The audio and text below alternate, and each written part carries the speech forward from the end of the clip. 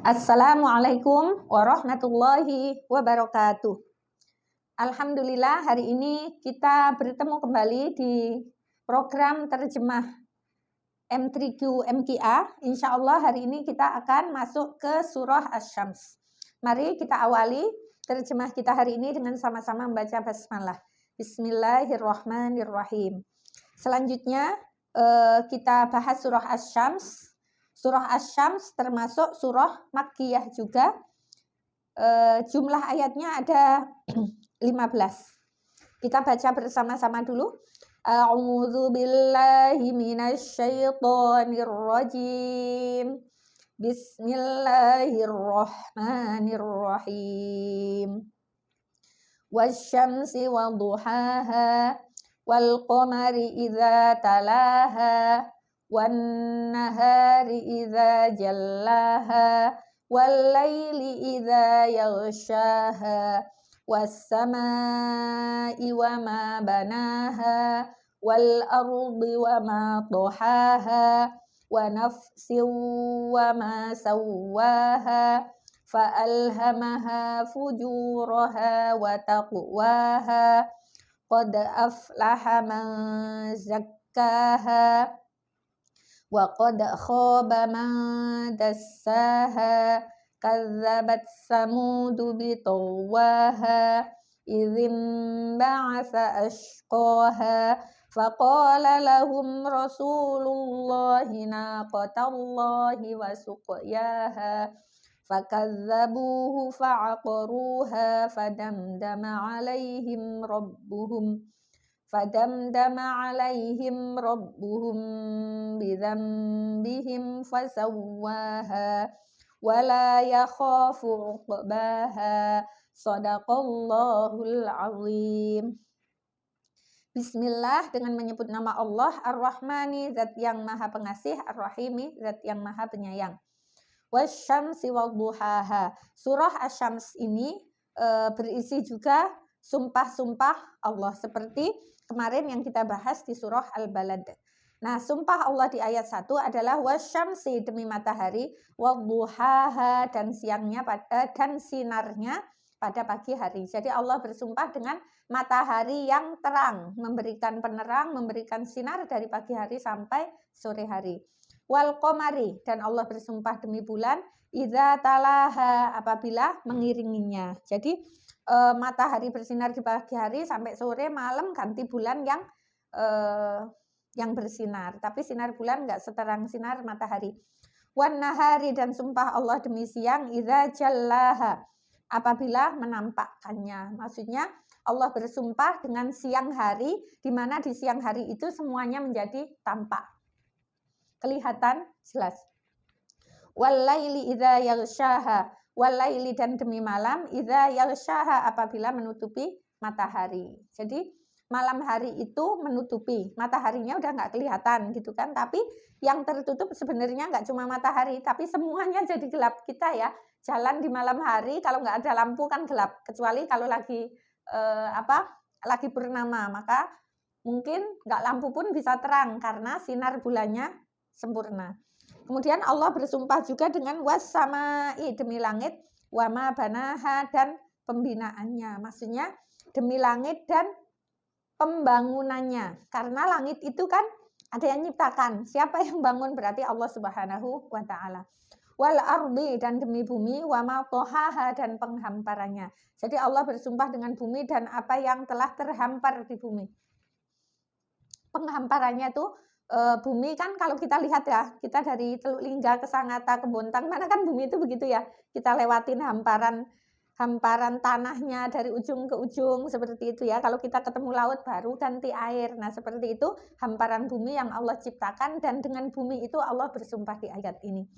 Wa nafsi wa ma sawwaha, dan demi jiwa, wa ma sawwaha, dan penyempurnaannya, jiwa yang telah disempurnakan. Fa'alhamaha, lalu Allah mengilhamkan kepada jiwa itu, fujuroha, kejahatannya, wa taqwaha, dan ketakwaannya. Jadi Allah bersumpah dengan jiwa, dan jiwa itu ada pada diri kita semua ya. Kita ini kan jiwa-jiwa kita ini, kalau dilihat kita nggak lihat ya, karena yang tampak dari kita ini badan fisik aja. jiwanya ini tidak terlihat, tapi kita sedih, kita bahagia, kita menangis, itu kan fisik nggak dampak. Tapi jiwa kita ini, jiwanya tenang, senyumnya mudah, jiwanya lagi goncang, nggak bisa senyum gitu ya. Nah itu jiwa itu juga punya fungsi yang luar biasa, tapi tidak tampak oleh mata kita. Dan jiwa itu yang mengendalikan kita. Fa'alhamaha fujuraha wa taqwaha. Maka Allah mengilhamkan kepada jiwa kita itu kejahatan dan ketakwaan. Nah, siapa yang beruntung? Allah jelaskan di ayat 9, qad aflaha ma zakkaha. Qad aflaha, sungguh telah beruntung man orang zakkaha, yang mensucikannya. Jadi, siapa yang beruntung? Yaitu mereka yang mau mensucikan jiwanya. Sering dengar kan tazkiyatun nafs. Itu kan mensucikan diri gitu ya, mensucikan diri, karena diri itu ya jiwa, maksudnya mensucikan jiwa. Kalau kita mensucikan badan kan mandi 3 kali udah bersih, tapi jiwa yang nggak kelihatan ini juga harus kita bersihkan supaya apa? Supaya jiwa kita ini bisa memilih yang takwa. Kalau nggak kita rawat, nauzubillah, ternyata jiwa kita ini senangnya yang fujur, berarti kita rugi. Nah, yang beruntung adalah qad aflaha ma zakkaha. Sungguh beruntung mereka yang telah mensucikan jiwanya. Siapa yang rugi? Wa qad khaba, dan sungguh merugi man dassaha, orang yang mengotorinya. Nah, yang beruntung adalah yang mau mensucikan jiwanya, yang merugi adalah yang jiwanya dikotori. Kadzabat Samudu bitaghwaha. Ini kisah kaum Samud ya.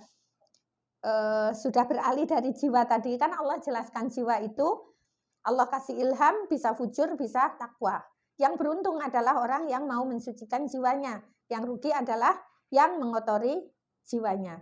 Nah, ini kisah Samud. Kadzabat Samudu bitaghwaha. Kaum Samud ini, kadzabat, telah mendustakan, Samudu, kaum Samud, bitaghwaha, dengan kesewenang-wenangannya. Kaum Samud ini mendustakan apa yang disampaikan oleh nabinya gitu ya, tidak mentaati perintah Allah karena kesewenang-wenangannya atau melampaui batasnya mereka. Idzim ba'asa, ketika pergi, ashqoha, orang yang paling celaka di antara mereka.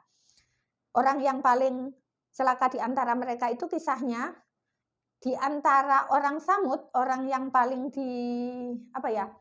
orang yang paling berkuasa di antara mereka, paling dihormati, dinuruti, seperti itu ya. Dia bangkit, kemudian dia kaum Samud itu kan punya unta, punya untanya Nabi Soleh. Dia, unta itu dibunuh sama orang ini. Ashqoha, orang yang paling celaka di antara mereka ini. Faqala lahum, lalu berkata kepada mereka Rasulullah, naqatallahi, unta betina itu dari Allah, wasuqiyaha, dan minumannya. Jadi rasulnya mereka itu rasul di antara, bukan Rasulullah maksudnya ya, nabi kaum Samud itu adalah Nabi Soleh. Unta yang dibunuh ini adalah unta yang mereka minta, jadi bukan unta yang dilahirkan oleh unta. Mereka meminta bukti kepada Nabi Soleh kalau Tuhannya itu benar, seperti itu. Maka mereka minta unta. Akhirnya unta ini Allah yang ngirim kepada mereka. Dan unta ini harus dikasih minum gitu ya. Kalau waktunya unta minum, maka mereka nggak boleh minum. Kalau untanya lagi nggak minum, maka mereka minum. Jadi ada sumber air yang digunakan untuk bergantian. Dan itu harus ditaati sebagai konsekuensi mereka minta kepada Nabi Soleh dan Allah mengabulkan. Fakadzabuhu, lalu mereka mendustakannya, fa'aqaruha, lalu mereka menyembelih unta itu. Fadamdama alaihim, maka fadamdama, maka binasalah alaihim mereka, robbuhum, rob mereka. Jadi fadamdama, Allah membinasakan, fadamdama membinasakan, alaihim kepada mereka, robbuhum, rob mereka. Maka Allah binasakan kaum Samud ini. Bidzambihim, sebab dosanya mereka. Fasawaha, lalu Allah meratakan mereka. Walaupun sekuat apa, kalau melampaui batas dosanya, maka Allah akan membinasakan mereka. Dan kaum-kaum terdahulu itu sudah banyak dikisahkan ya, nggak cuma kaum Samud, ada kaum Ad, kaum-kaum yang lain yang semuanya itu akhirnya Allah binasakan, Allah hilangkan dari bumi dalam waktu yang tidak lama. Wala yakhafu uqbaha, dan dia tidak takut uqbaha, akibatnya. Jadi kalau Allah sudah dibinasakan aja, tidak ada dampak karena Allah kan kuasanya di atas segala-galanya gitu ya. Dan Allah sudah menunjukkan mana baik, mana buruk. Ternyata Allah sudah memberikan larangan dan perintah, tetapi mereka banyak melanggar, malah untanya juga akhirnya dibunuh. Nabi Soleh semakin tidak ditaati dan Allah akhirnya meratakan mereka atau membinasakan mereka sehingga kaumnya itu selesai gitu ya. Kaum Samud itu akhirnya sudah tidak ada lagi, sekuat-kuatnya mereka akhirnya dihancurkan oleh Allah Subhanahu wa taala. Nah, ini adalah materi terjemah yang ada di surah Asy-Syams. Semoga bermanfaat untuk kita semua dan kita dapat pelajaran dari kisah surah Asy-Syams, pelajaran dari surah Asy-Syams dan kisah Nabi Soleh beserta kaum Samud. Kita hafalkan dulu 5 kata yang ada di surah Asy-Syams. Yang pertama adalah al-qamar, bulan. Kalau wal-qamari tadi demi bulan ya, wa-nya itu demi. Nah, yang kita hafalkan al-qamari, bulan, fujur, kejahatan, takwa, ketakwaan, aflaha, beruntung, khoba, merugi. Khoba telah rugi, aflaha telah beruntung, khoba telah rugi. Kita ulangi lagi. Al-qamari, bulan, fujur, kejahatan, takwa, ketakwaan atau kebaikan, aflaha telah beruntung, khoba telah rugi. Sekali lagi, al-qamari, bulan, fujur, kejahatan, takwa, kebaikan, aflaha telah beruntung, khoba telah rugi. Nah, itu 5 kata yang kita hafalkan hari ini, semoga bermanfaat untuk kita semuanya.